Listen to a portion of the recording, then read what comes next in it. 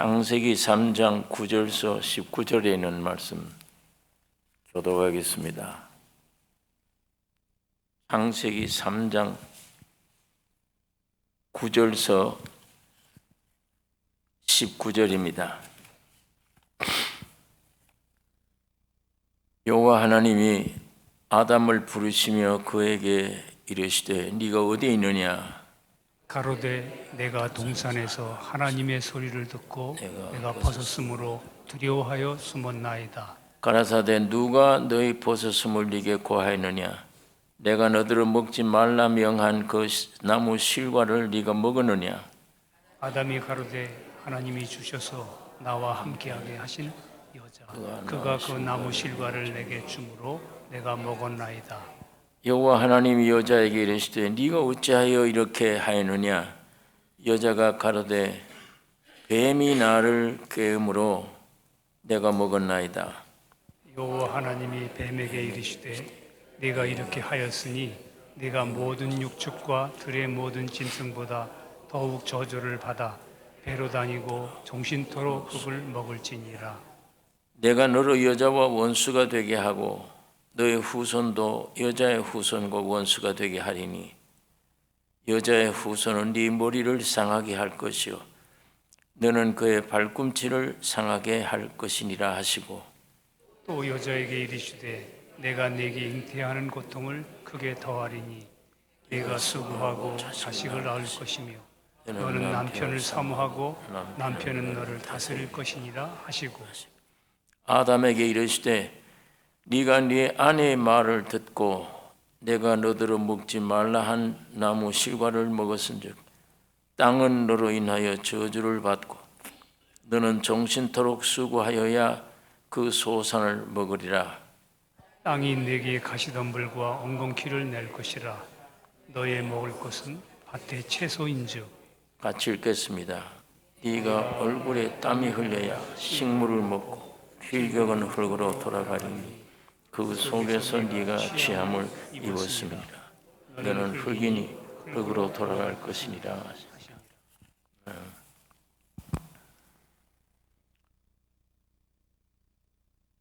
타락한 아담 해와에 대한 하나님의 대책이 무엇인가?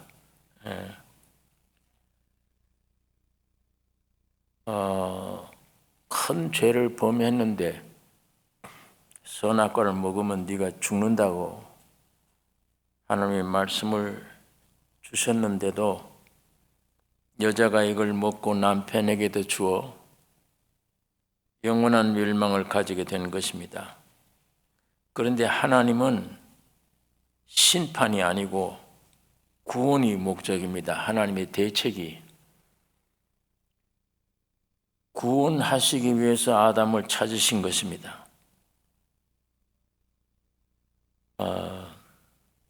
예수님도 아버지 하나님이 이렇게 하신 것처럼 우리 예수님도 세상에 오실 때 심판하려 하심이 아니요 구원하려 하심이라 이렇게 말씀을 했습니다. 아담을 부르시며 네가 어디 있느냐 찾으셨습니다. 하나님은 사람을 지으시고 처음 두신 곳이 에덴 동산이에요. 만드신 사람에게 자유의지를 주시고 동산에는 보기에 아름답고 먹기에 좋은 나무가 나게 하셨고 동산 가운데에는 생명나무와 선악을 알게 하는 나무도 있었습니다. 선악의 나무에 대해서는 분명히 주님이 말씀을 하셨습니다. 먹으면 죽는다. 그러면 생명나무를 먹을 수 있도록 주님이 유도하신 거예요. 동산 중앙에 생명나무와 선악을 알게 하는 나무가 있는데 그 하나는 먹으면 죽는다고 그랬으니까.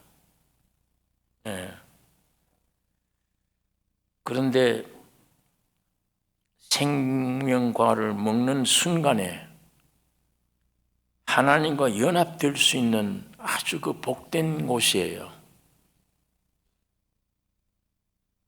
사람을 거기 두셨어요.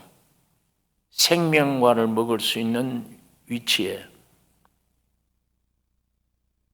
그런데 지금 너 어디에 있느냐, 지금 우리 인류 시족의 아담에게 묻는 겁니다.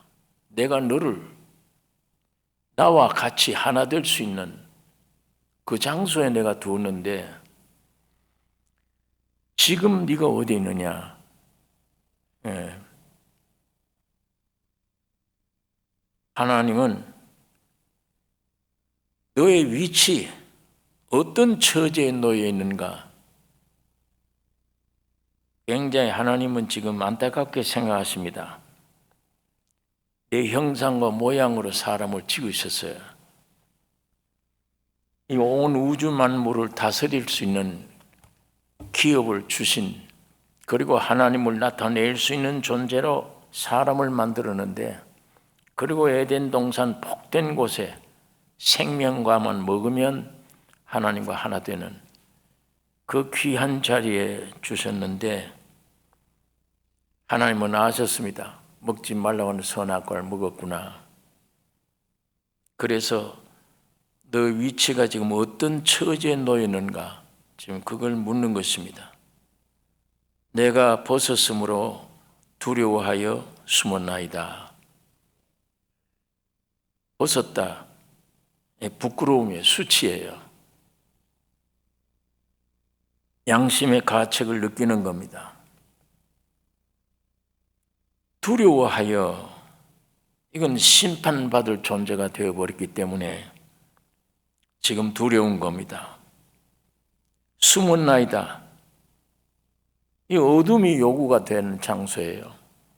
빛이 전혀 역사할 수 없는 장소예요. 다시 말하면 죄와 사망이 되어버린 장소입니다. 죄와 사망이 되어버리니까 숨었다. 이건 완전히 하나님이 잃어버린 상태예요. 하나님이 사람 만드실 때 존재 목적이 있는데 이 존재 목적에서 이탈된 거예요. 사람은 이런 목적으로 지었는데 그거 이탈해버리면 아무것도 쓸데가 없잖아요. 사람이 삽을 가지고 흙을 나르면 얼마나 나를 수 있어요? 그런데 큰 포크레인을 가지고 몇 번만 움직이면 해결되는 거예요. 그 얼마나 귀한 연장입니까? 포크레인이. 그러나 만일 흙을 떠서 날리는 이 목적에 있지 않으면 고물이에요. 그건 아무 쓸데없는 거예요. 그 어디다가 써요? 아무 데도 쓸 데가 없어요. 하나님의 형상과 모양으로 지음받은 사람이 그 목적에서 이탈되어 버리면 아무 쓸데없는 존재가 되어버려요. 그러니까 이 세상에 사는 사람들은 내가 왜 존재해야 되는지를 모르잖아요. 내가 어느 길을 가야 될 것도 모르고 어떻게 살아야 될 것도 모르고 무엇을 가져야 될 것도 모르는 거예요. 뭐 세상 교육을 아무리 받아도 그 대답해 주는 교육이 없어요. 이 목적지를 알 수가 없는 거예요. 내가 어디로 이렇게 가면 내가 어디로 가나? 또 뭘 위해 내가 사나? 이게 전 대답을 얻지 못하는 겁니다. 그러니까 될 대로 되라 해보다가 될 대로 돼봐. 내가 목적을 정해놓고 살아봤는데 평생 수고만 했지 그 수고의 대가가 나에게는 없다. 전도서에 있는 말씀처럼 네가 태양 아래서 해 아래서 수고하는 수고가 네게 뭐 유익한가? 아무 유익이 없지 않냐? 그런데 하나님의 형상과 모양이라는 이 사람은 만물 안에서 만물을 충만케 하시는 하나님의 충만이라요. 그게 교회입니다. 그게 곧 사람이에요. 만물 안에서 이 만물을 충만케 하시는 하나님의 충만이에요. 여기 충만하다는 말을 꽉 찼다, 풍성하다는 말이 아니에요. 오늘 좋은 음식을 먹기 위해서 여러 재료를 삽니다. 배추도 사고 고기도 사고 많은 재료를 샀어요. 아주 풍성하게 샀습니다. 그러나 거기에 충만이라는 것은 그 재료를 가지고 먹을 수 있도록 요리가 되어진 요리를 충만하다 그래요. 그 많은 재료를 요리를 안 만들면 사람 먹을 수 없잖아요. 내게 아무런 유익이 안 되잖아요. 하나님이 만드신 이 세상 만물 안에 있는 만물 안에서 이 만물을 충만케 하는 자의 충만이다, 사람이. 그러니까 이게 얼마나 깊은 존재들입니까? 만물을 지으시고 만물을 충만케 하시는 하나님의 충만이 사람인데, 그러니까 사람의 위치가 얼마나 중요해요. 그걸 뭘로 충만케 하느냐, 사람이. 하나님을 모시고 하나님을 나타내는 이 충만입니다.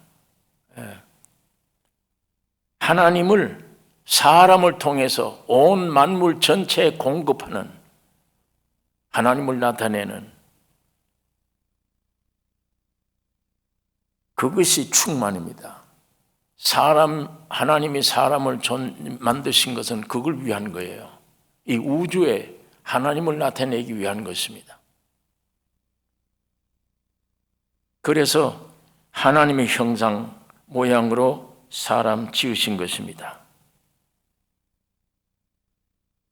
오늘 우리가 이 성경 말씀을 통해 볼 때 분명히 내가 하나님의 형상과 모양으로 지음받았구나.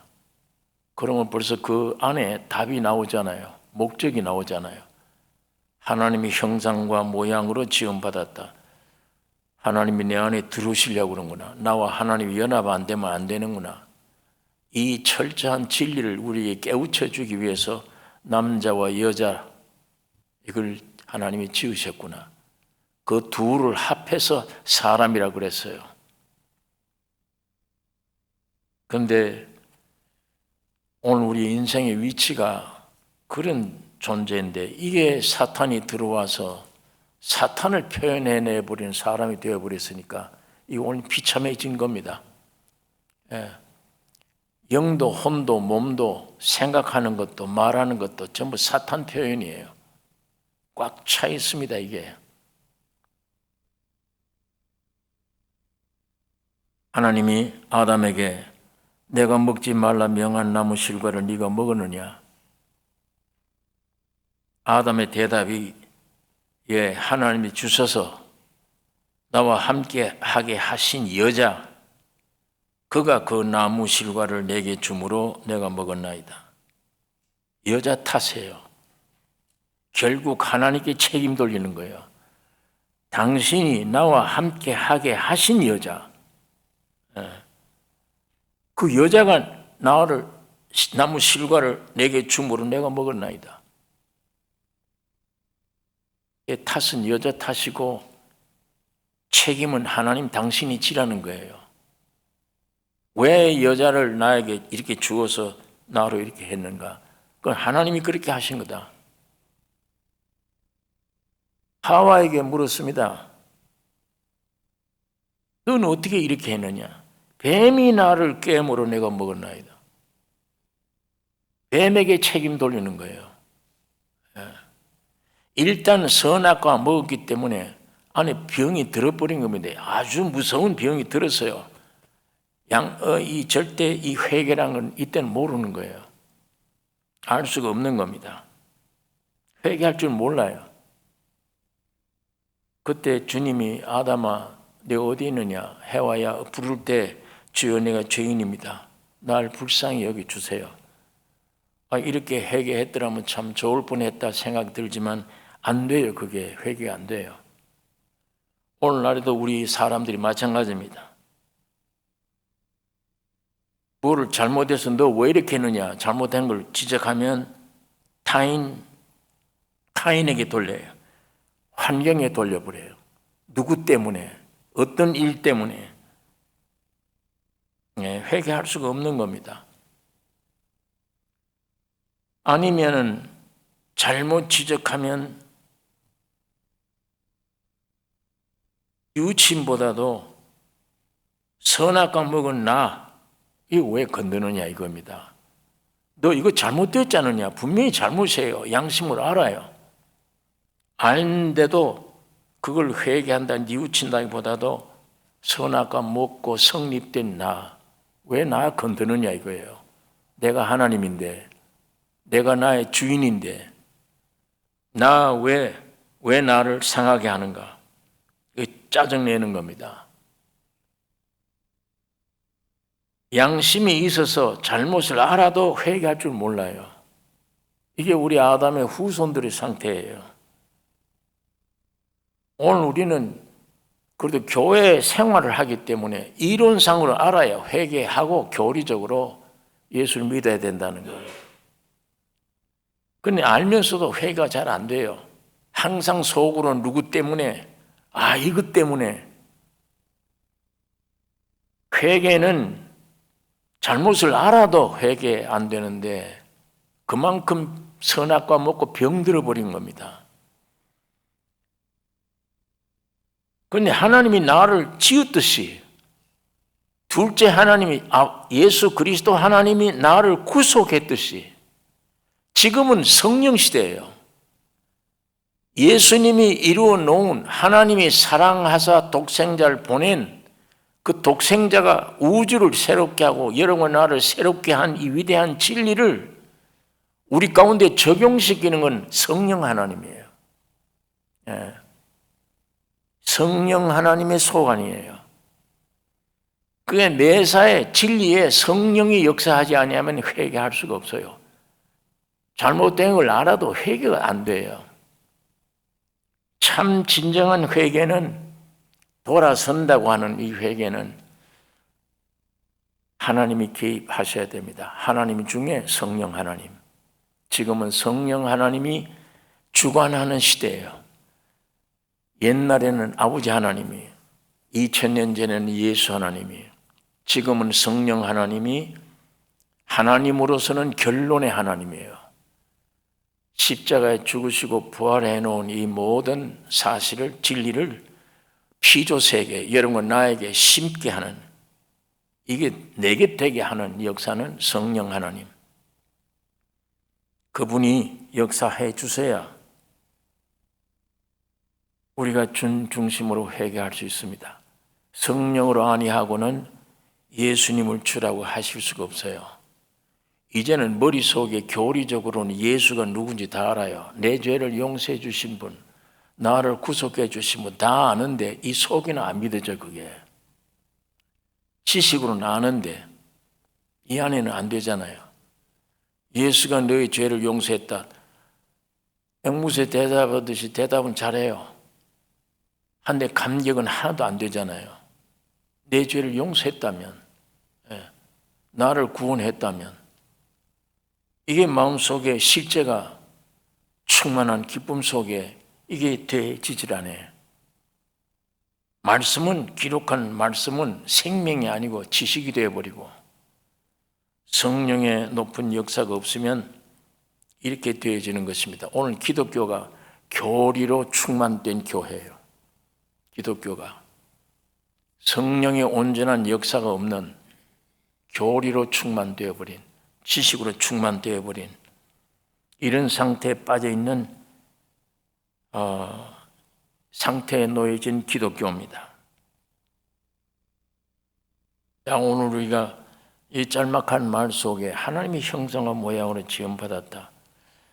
이게 어떤 때는 우리가 어려운 일 당할 때, 방황할 때 이게 묵상이 돼요. 하나님의 형상과 모양으로 지었다.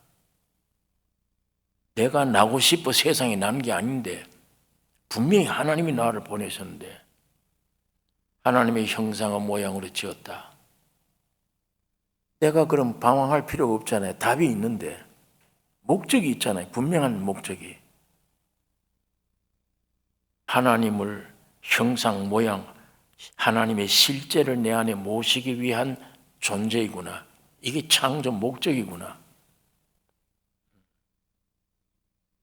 우리가 이 실마리를 지식으로라도 이걸 분명히 가지고 주님 앞에 묵상할 때 성령이 타치하면, 역사하면,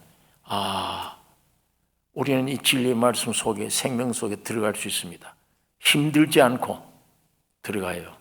놀라운 빛의 역사가 일어나기 시작합니다. 깊은 단계는 아니더라도 믿음의 단계, 이 기초가 이미 세워지는 거예요. 여기에 우리가 어떤 집을 짓느냐가 중요합니다. 다시 말하면 혼이 어떤 모양으로 이 작업을 얻느냐, 뉘우치고 이 혼에서 이 주님을 해석하고 설명할 수 있느냐, 이게 문제가 되는데, 참 이 기록한 구절들을 보면 어떤 때는 하나님의 형상과 모양으로 지었다, 이거 하나님 말씀이야. 이게 실제야. 마귀가 와서 내 안에 어떤 장난을 쳐도 이 실제 앞에는 무릎을 꿇어요. 위로가 되고 평강이 되고 묵상이 깊이 되어질 수 있는 것입니다. 별 일도 아니에요. 많은 시간도 아니야. 깊이 묵상하는 중에 주님의 은혜를, 성령의 역사를 우리가 경험하게 됩니다. 그러니까 하나님의 형상과 모양으로 지음받았다. 또 인류의 시조가 이런 무서운 범죄를 했는데도 하나님은 심판하지 않는다. 책망하러 오지 않았다. 그 모든 죄를 용서해주고 해결하기 위해서, 구원해주기 위해 왔지, 나를 탓하고 책망해주기 위해서 오지 않았다. 우리가 아담으로 시작한 이 믿음은 잘못하면 굉장히 무서운 하나님으로만 알게 돼요. 예수로 말미암아 시작한 우리 믿음은 무서운 하나님이 아니에요. 내 아버지예요.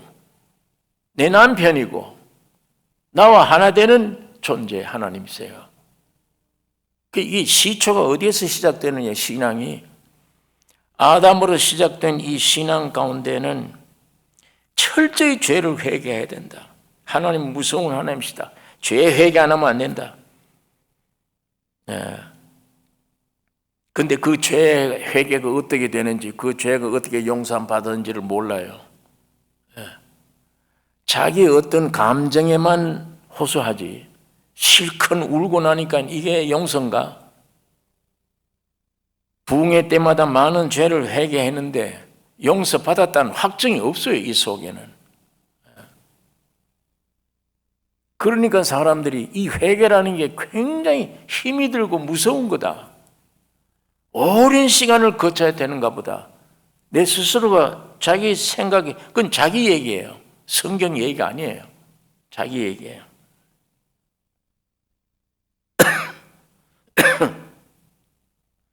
하나님이 나를 하나님의 형상과 모양으로 지으시고 내가 잘못돼서 사탄의 힘이 넘어갔는데도 책망하지 않으신다. 날 구원하러 오셨구나.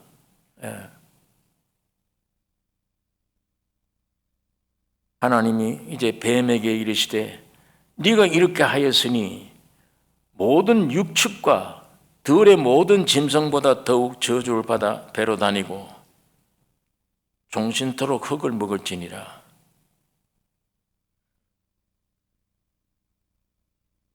하나님은 뱀에게 질문 안 하세요. 아담아, 네가 어디 있느냐? 여자에게 너 왜 이렇게 했느냐? 물어요. 근데 뱀에게는 묻질 않으셨어요. 그냥 저주와 심판을 내리신 겁니다. 땅에서 너는 배로 다녀야 된다. 음식은 너 흙이다.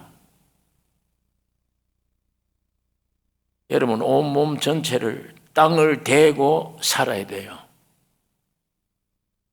뱀 온 몸 전체를 땅에 대고 떨어질 수가 없어요.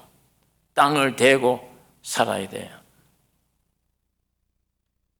날아다니지는 못할지언정 가끔이라도 땅에서 펄쩍펄쩍 뛰기라도 해야 되는데, 아이고 이놈은 뜨겁구나, 이놈은 세상에 못 살겠다고 한번 뛰어보기도 하고 떨어져도 깜짝깜짝 뛰기만 해도 살겠는데 안 돼요. 뱀은 완전히 땅에 밀착돼야 돼요.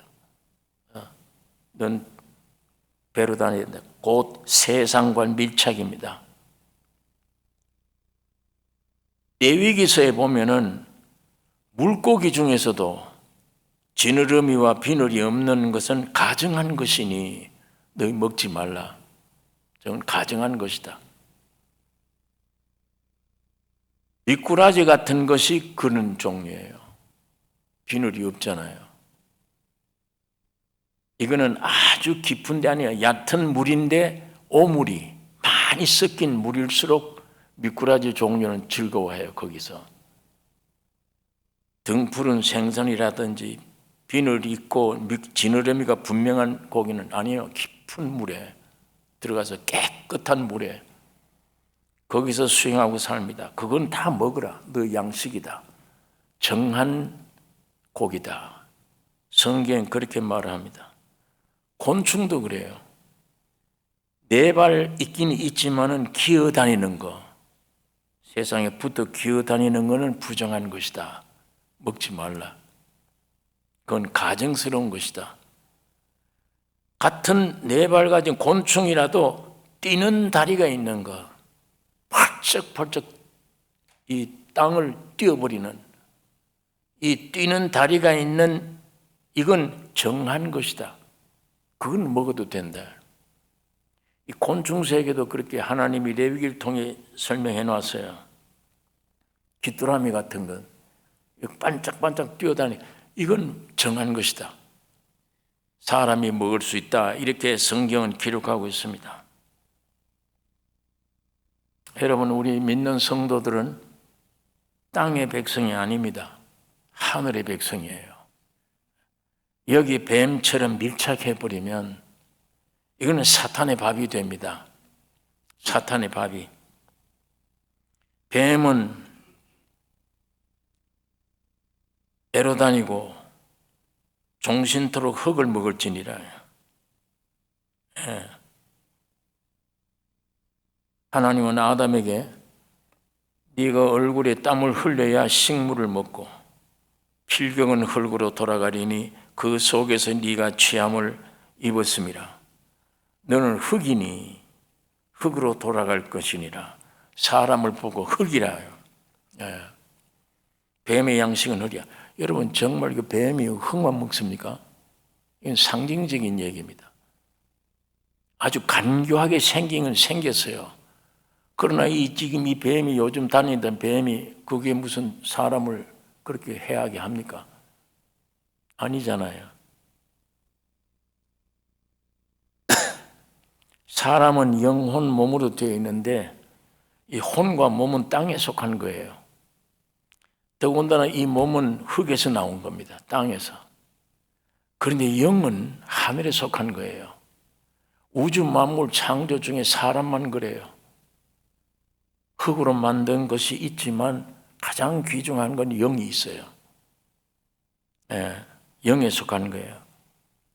지금 우리가 신앙생활 한다는 말은 영에 속한 사람이잖아요. 영에 속한 생활이에요. 만일에 영에 속한 사람이면 사탄의 밥이 되지 않습니다. 그러나 내가 만일 영에 속하지 않고 육에 속했다, 땅에서 속했다, 그럼 사탄 밥이에요. 뱀의 양식이 흙이에요.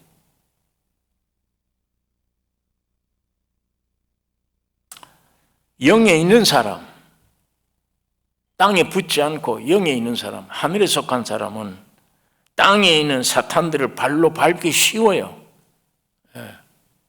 내가 땅에 속해 있으면 어려워, 이 사탄 밟기가.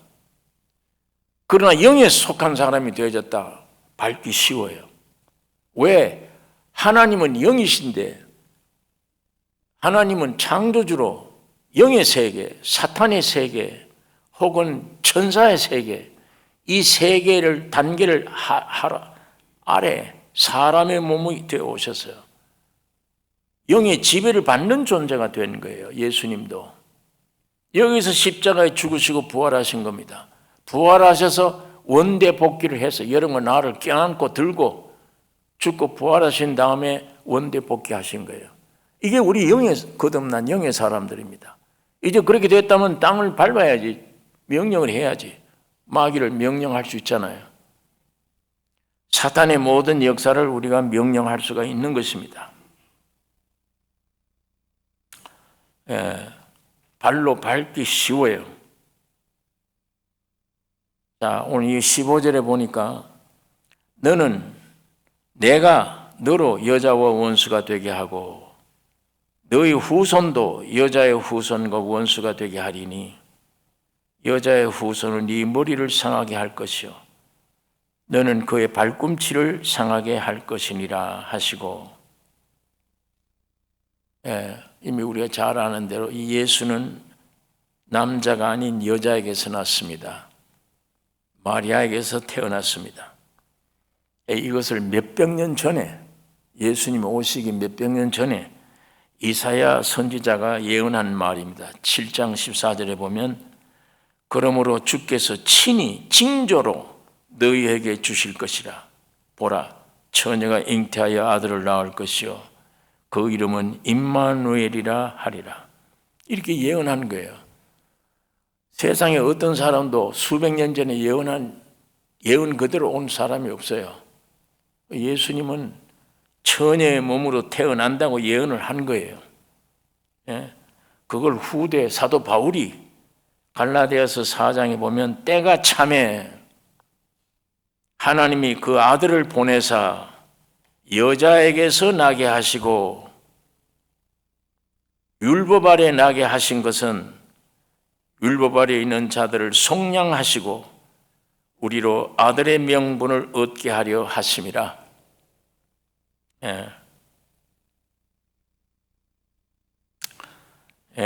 사람의 타락, 하나님이 사람을 책망하지 아니하시고 복음을 불러오게 하셨습니다. 이 예언을 하게 하신 거예요. 여자의 후손이 뱀의 머리를 상하게 한다. 사람이 범죄했을 때 하나님은 책망해서 없애버리지 않고 이 놀라운 복음을 불러오게 했다니까요. 이게 우리 오늘 하나님의 사랑을 느껴야 됩니다. 하나님의 사랑을 가지고 우리에게 얼마만큼 사랑을 베푸자고 하는 분이 하나님이시다. 비록 죄를 지었는데도 책망하지 않고 그걸 구원하시려고 하는 하나님이시다. 그 하나님을 오늘 우리가 여기서 볼 수가 있잖아요. 그러나 우리 아담의 사람이 신앙생활 한다고 이거는 이렇게 생각을 안 해요. 하나님 사랑 못 느껴요. 무서운 하나님이에요. 죄 아직도 죄가 많이 남아있다. 항상 죄에 매여 있어요. 항상 죄에 매여 있어요. 내가 어떻게 신령하게 돼야 될 줄 생각을 해요.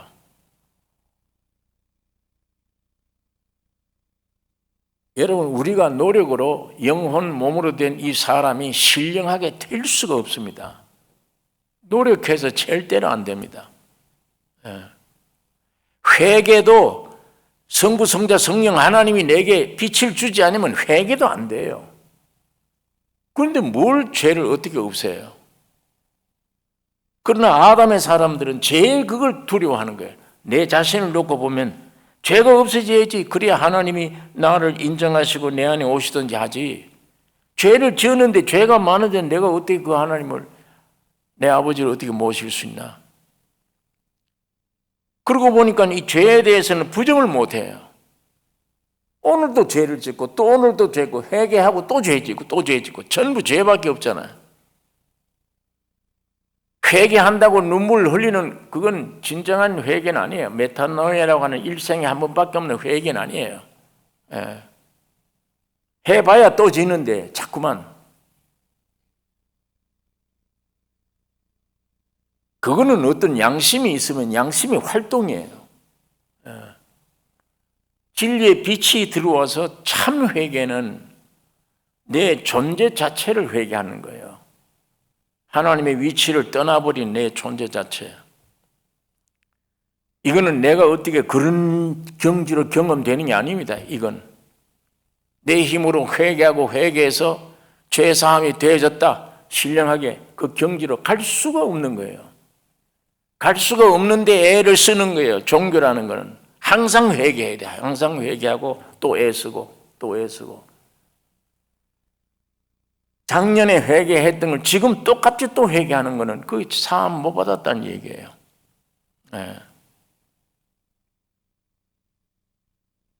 나는 율법으로 흠이 없는 자다. 사도 바울이 자기를 그렇게 해놓고 예수 만난 후에라야 죄인 중에 괴수다.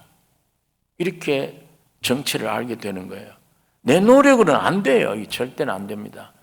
안 되지만 내 안에 있는 사탄이 계속 나를 주목하게 해요. 회개해라. 너 어제 회개해서 너 오늘 또 죄 지었지 않냐? 회개해. 여기에 꽉 잡혀 있는 거예요. 여기에 잡혀서 한 발짝도 움직이지 못하고 죄. 아니 내가 죄 하는 그 죄가 예수 안에서 용서됐잖아요. 그걸 못 믿는 거예요. 용서된 거잖아요.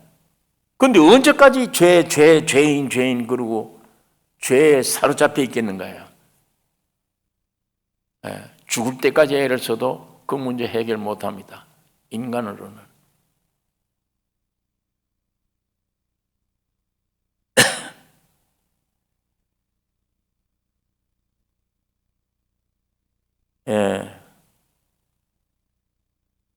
애가 참에 하나님이 그 아들을 보내사 여자에게서 나게 하시고 율법 아래 나게 하신 것은 율법 아래 있는 자들을 속량하시고 우리로 아들의 명분을 얻게 하려 하심이라.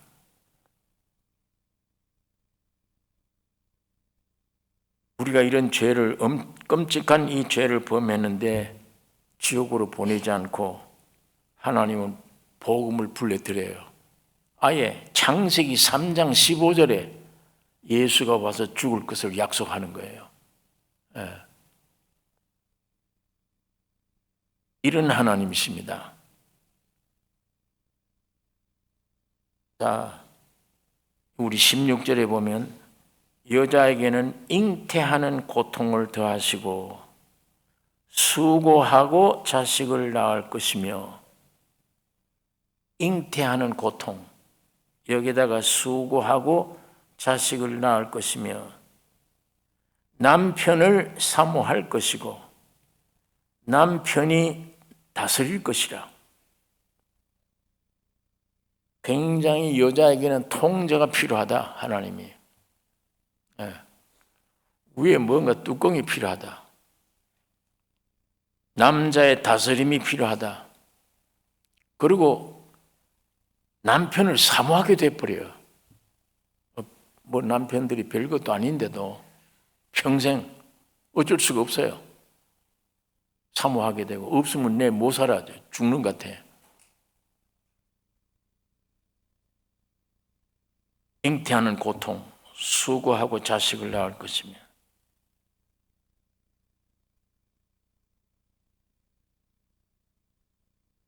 남자에게는 17절에 보니까 너 때문에 땅도 저주받아서 가시덤불과 은근키를 낼 것이고 너는 얼굴에 땀이 흘려야 식물을 먹는다. 참 그러면서 나중에는 흙으로 돌아간다. 너는 흙에서 나왔기 때문에 흙으로 돌아가라. 얼굴에 땀이 흘려야 식물을 먹게 되는데 땅도 함께 저주받았기 때문에 너희 가시덤불과 은근키만 나온다. 그런데 이 잡초 같은 거는요, 아무리 뽑고 애를 써도 계속 꽉 차요. 잡초는 사람들이 먹어야 될 이 채소라든지 이거는 가꾸고 보호해주고 이렇게 해야 뭐가 겨우 되는데, 이 잡초는 비료를 주지 않고 아주 뭐 갈아서 물 깨는데도 살아나요. 정말 이 은근키와 가시덤불이에요. 땅에는 공짜가 없어요. 얼마나 힘이 들고 힘이 드는 이 땅, 저주받은 땅이 되어버린 것입니다.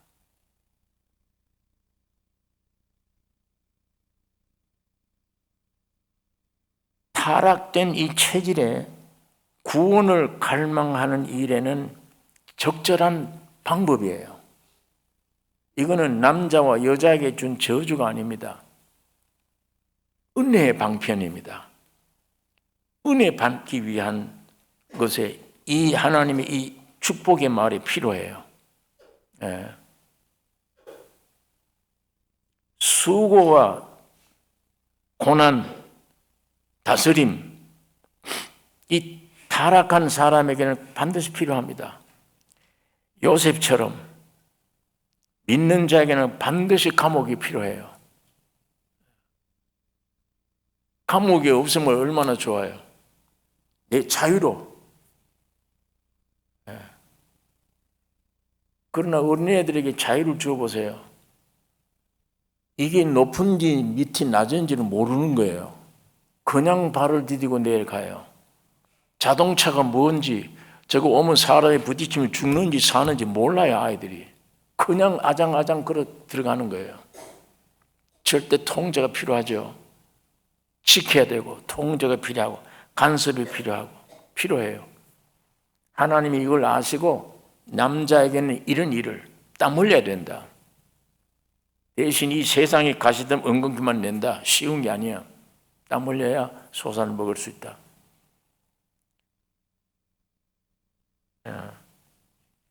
여자는 이런 고통을, 세상한 고통도 가져야 된다. 여자들은 남자보다 훨씬 약한데도 나는 우리 형제들, 육남매를, 형제들을 키우는 어머니를 늘 가끔 이 기억을 해요. 몸이 약하셨는데, 어떻게 저 애들을 저렇게, 우리는 어린애 봐준다고 안기만 해도 애가 불평해요. 이상해요. 저희 엄마는 안으면 가만히 있는데 나는 애 안으면 이 뼈가 세서 그런지 이게 잘못 알아서 그런지 애가 못 견뎌요. 막 불편해서 움직이고 울고 싫다고 그러고 저희 엄마가 안으면 편안하게 가만히 있어요. 그러니까 남자가 훨씬 힘이 세도 애 하나 못 키워요. 안 돼요. 여자는 힘이 약한데 키워요. 그리고 처녀 때는 자기 하나밖에 모르잖아요. 화장하고 자기 몸만 가꾸고 자기 하나만 섬기라고.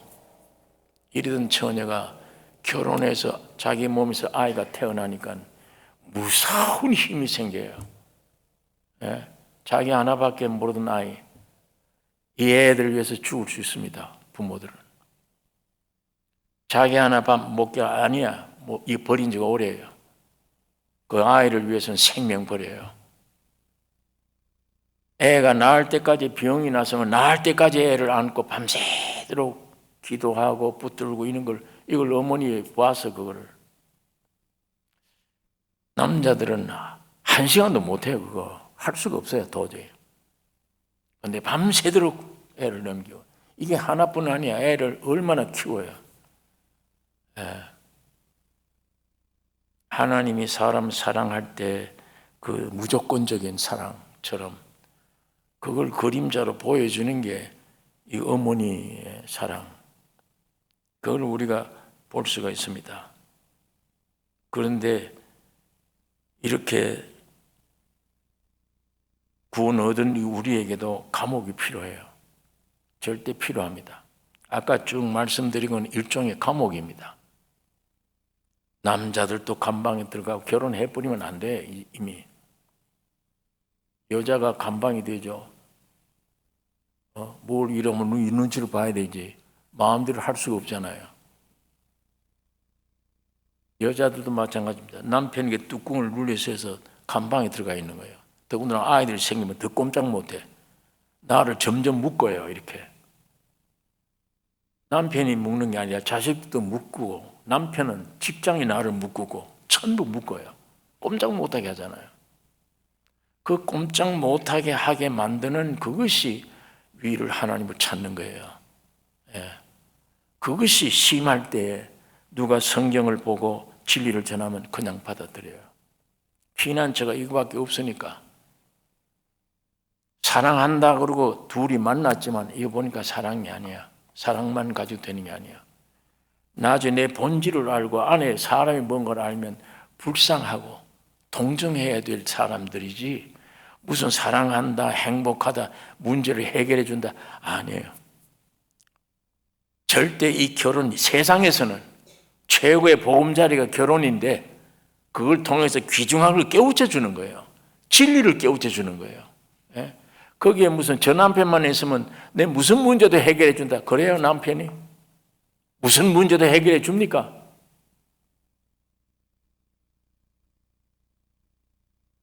철저하게 믿을 만한 존재가 됩니까? 아무것도 모르고 믿을 수 있다고 했는데 보니까 아니야. 믿을 존재가 아니야. 서로 협력해주고 무언가 숨겨진 하나님의 진리를 발견하는 도구들이에요. 발견한 사이예요. 믿음의 대상이 전혀 아니에요. 만약 믿음의 대상이라고 하면 아주 어리석은 사람이야. 아무것도 모르는 사람이야. 사랑의 대상, 처음처럼 그렇게 사랑한다 뭐 이게 됩니까? 나중에 보니까 인간 존재가 불쌍하구나. 이 세상 자체가, 인간 자체가 얼마나 불쌍한가. 전부 고아예요, 고아. 전부 독립된 나로 내 앞으로 죽음으로 가는 이걸 사람이, 남편이, 아내가, 자식이 아무도 못해요. 못 고쳐줍니다. 위로 못 해줍니다. 절대 적응이 필요해요. 하나님만이 내 믿음의 대상이고 나의 생명이고 내가 의지의 대상이지, 그걸 깨닫게 해주는 거예요. 결혼 제도니 뭔 이 세상에서는 껍질 뿐이에요. 알맹이는 없는 거예요.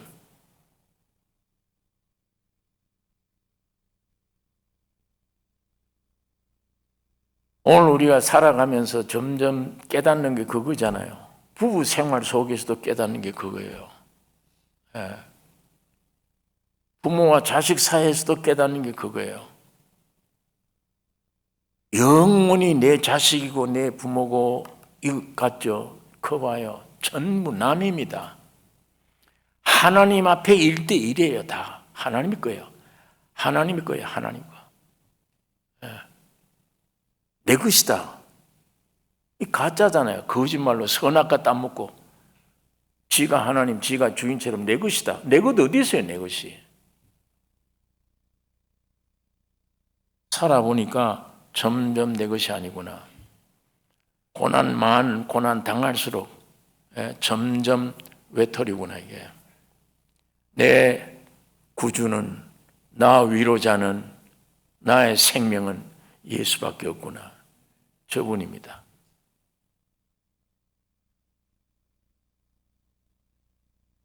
그러니까 하나님이 적절한 훈련을 배열해 주신 거예요. 남자에게, 여자에게. 어떤 때는 자식들을 바라보고, 어떤 때는 아내를 바라보고, 몸이 저렇게 연약해서 죽어가는데 남편이다? 어떻게 해요? 아무것도 할 수 없어요. 아, 이게 인생이구나. 의지할 건 하나님, 저 도와주세요. 이거밖에는 내가 어떻게 해요? 아무것도.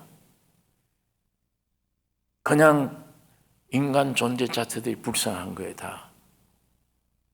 여기서 해방 얻을 길 참 귀한 복음은 예수 그리스도 주님밖에 없어요.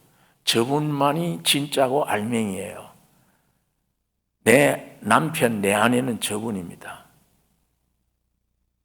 그거 이외에는 항상 통곡하고 염려 속에 살다가 가야 될 인생들이에요. 고아처럼. 그거 모르면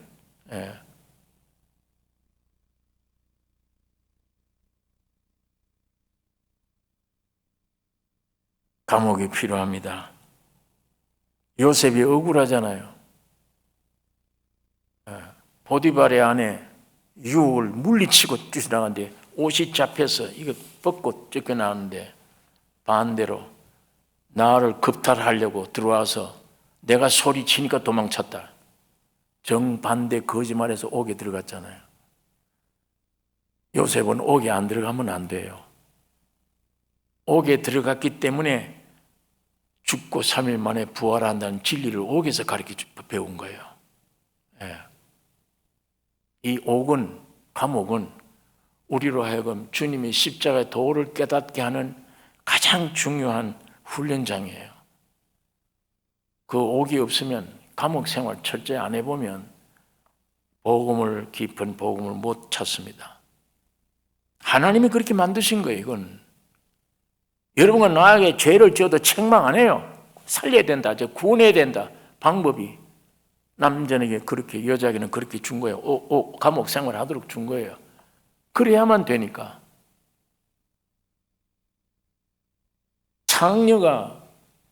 창녀 노릇하는데 창녀 속을 해서 창녀 노릇하다가 복음을 듣고 구원을 얻었다. 어떤 때는 하나님이 위치 옮기지 마. 아담을 만들어서 내가 둔 곳이 네가 있을 곳이다. 네가 네 자리를 만들면 안 돼. 오늘 아담은 전부 다 지가 지 자리를 지가 만들었잖아. 하나님이 두신 곳은 에덴 동산이에요.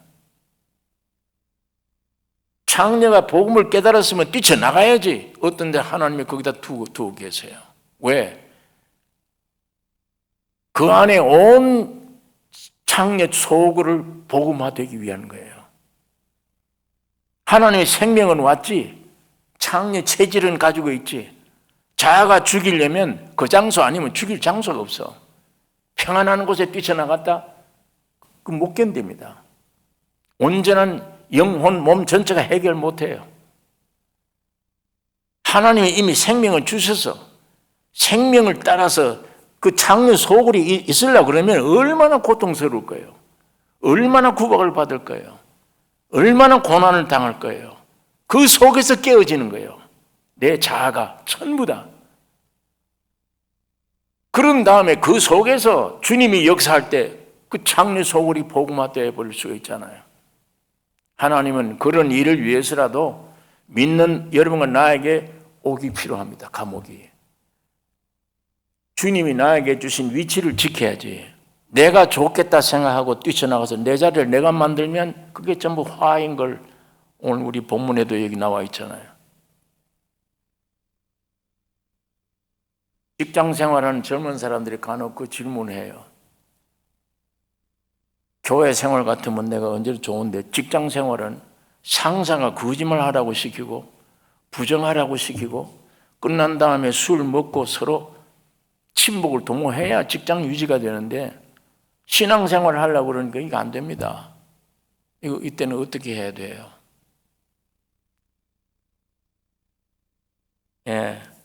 그 장소에 구원을 얻어도 내가 살아있으면 그 직장 못 있습니다.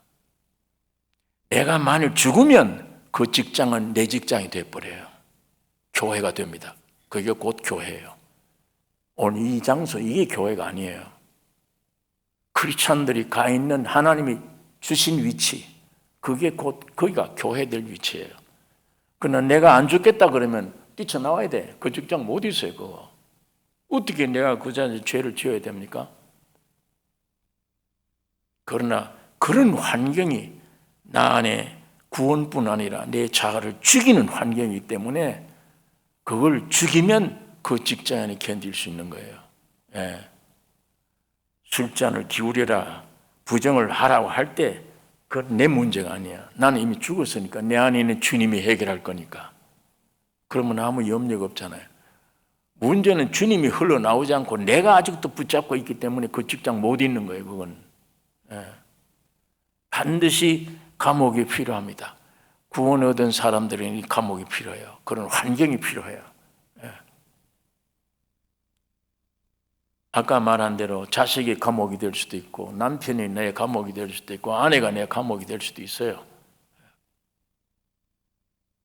그러나 우리는 그 감옥을 두려워해서는 안 됩니다. 요새 보니까 장관이 둘이 그 옥 속에 들어왔잖아요. 둘 다 꿈을 꾸는데 둘 다 해석을 못해. 왜 이렇게 슬픔이냐, 왜 이렇게 죽을 기색이냐 물었더니 내 밤에 꿈을 꾸는데 이거 해석을 못한다. 그건 얘기를 해봐라. 그러니까 한쪽 장관은 3일 후에 석방될 거 꿈을 꾸고 한쪽 장관은 3일 후에 죽을 것이 꿈이에요.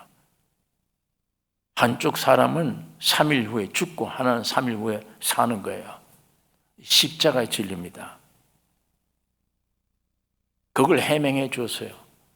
해명했더니 3일 되니까 진짜 해명대로 돼서 한 사람은 석방되고 한 장관은 한 사람은 목배에서 그날 죽었어요. 그러니까 석방된 장관에게 부탁을 한 거예요. 가거든 어쨌든 왕에게 잘 살보여서 저 감옥 속에 있는 히브리 청년, 저 청년이 나를 이렇게 해방시켜 주었다. 그 얘기를 좀 일찍 해서 내 억울하게 여기 있지 말고 좀 석방하게 해달라. 그랬더니 이 장관이 나가서 잊어버린 거예요. 그거를 잘 잊어버렸어요. 하나님이 잊어버리게 한 거예요. 왜? 하나님이 석방시키는 걸 찬성 안 해요. 요셉을 보고 더 감옥에 있으라. 너 지금 나가봐야 아무 일도 못해. 점점 있었더니 나중에 총리가 꿈을 꿨어요. 장관이 이제 문제가 아니야. 총리가 꿈을 꿨는데 그걸 해결할 사람이 없잖아요. 그러니까 그때야 기억이 나서 야, 히브리 청년 감방에서 내 꿈을 해결하는데 꿈대로 됩디다. 아주 해몽을 잘합니다. 그거 불러오라. 요셉이 그 총리 앞에 끌려갔잖아요. 꿈을 꾼 다음에 그 해몽을 다 해줬습니다. 맞다. 네 꿈이 맞다. 7년 환난, 고난이, 흉년이 오고, 자, 그 꿈 해석한 이후에 그 왕이 요셉을 총리로 만들었잖아요. 이방 청년을, 자기들 말하면 유대인인데 그 이방 청년을 그 나라의 총리로 만든 거예요. 꿈이 그렇게 만들어준 겁니다. 꿈이. 요셉이 원래 꿈을 꿨잖아요. 하나님이 꿈을 주신 거예요. 총리 되는 꿈이에요. 오늘 요셉이 꾼 꿈은 오늘 여러분과 내가 꼭 가져야 됩니다. 이 꿈, 요셉과 같은 꿈 안 꾸면 안 돼요. 그 요셉의 꿈이 뭐냐? 가장 일생의 중요한 꿈, 총리 되는 꿈이에요. 성령으로 거듭나는 꿈이에요. 하늘 아래 백성이 되는 꿈이에요. 그게 요셉이 꾼 꿈 내용이에요. 그 꿈이, 요셉 꿈이 우리들의 꿈이 돼야 된다. 여러분, 나 개인이 이 평생 중요한 꿈이 뭐예요? 희망이. 총리 되는 거잖아요. 물과 성령을 거듭나 하늘의 아들이 되는 거잖아요. 그게 꿈이에요. 오늘 그 꿈을 우리가 꿔야 됩니다. 그 꿈은 감옥 생활을 철저히 할 때 이 꿈을 하나님이 주실 수 있는 거예요. 무조건 괴로움을 없애고 고난 환난에 없애고 복되게 살게 해주세요. 그건 복음이 아닙니다. 기독교가 아니에요. 오늘 본문 안에서 하나님이 남편과 아내에게 이런 교훈을 주신 겁니다. 이런 감옥 생활을 주신 거예요. 여기 21절 여호와 하나님이 아담과 그 아내를 위하여 가죽옷을 지어 입히시니라. 여호와 하나님이 아담과 그 아내를 위하여 가죽옷을 지어 입히시니라. 한 마리의 짐승이 죽임을 당하는 것입니다. 갈라디아서 3장 26절에 너희가 다 믿음으로 말미암아 그리스도 예수 안에서 하나님의 아들이 되었으니 누구든지 그리스도와 합하여 세례를 받은 자는 그리스도로 옷 입었느니라. 오늘 이 본문 안에서 하나님의 형상과 모양으로 지음받은 우리, 내가 잘못했다 할지라도 하나님은 책망하기보다 내게 구원에 대한 하나님의 사랑을 입혀주시는 하나님이심을 우리가 발견하고, 이제 아담과 헤아가 이 옷을 그리스도로 옷 입었듯이 오늘 여러분과 내가 이 그리스도로 옷 입었으면 더구나 감옥 생활 올지라도 낙심하지 않고, 야, 이게 나를 실현시키는, 꿈에 실현시키는 하나님의 축복임을 깨달으셔야 됩니다. 우리에게 오는 질병까지도 환난도 무엇이든지 주님이 허락지 않으면 생명이 못 끝나요.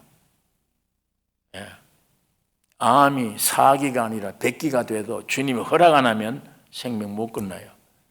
그러나 아무 병도 없고 환경도 좋은데 오라 그러면 가야 돼요. 생명이 하나님께 달리는 거예요. 그러니까 여기는 어차피 못 살 세상이야. 100년 못 넘겨. 여기는 아예 우리 집이 아니에요. 이거는 여기에 무슨 오래 산다 짧게 산다 의미가 없잖아요. 이건 다 여기 있는 동안에 어떤 고난이 왔다면 야, 이거 훈련이 있구나. 이거 감옥 생활이 꿈꿔야 될 감옥이구나. 감옥에 들어가서 십자가의 도를 깨닫는 것처럼 고난과 환경과 어려움이 올 때마다 하나님이 더 귀한 것을 주시려고 하는 사랑의 손길로 깨달았어야지. 왜 이런 게 내게 왔느냐, 이거 물리쳐 주세요. 그 문제 붙들면 평생 그 사람은 문제 붙들고 가야 돼요. 우리가 문제 해결하려고 하면 안 됩니다. 문제가 오면 절로 튀어야 돼요. 이 문제를 해결해 주시는 주님이세요. 우리가 문제를 해결하려고 그런다. 그럼 누가 덕이 돼요? 아담이 덕이 돼요. 내 안에. 아담에서 벗어날 수가 없어요. 그렇게 하면. 이 말씀들이 우리에게 주는, 각자의 주는 뜻을 성령을 통해 우리가 발견하고, 우리에게 이 성경 말씀 내용이 우리의 큰 유익이, 축복이 되시길 바랍니다.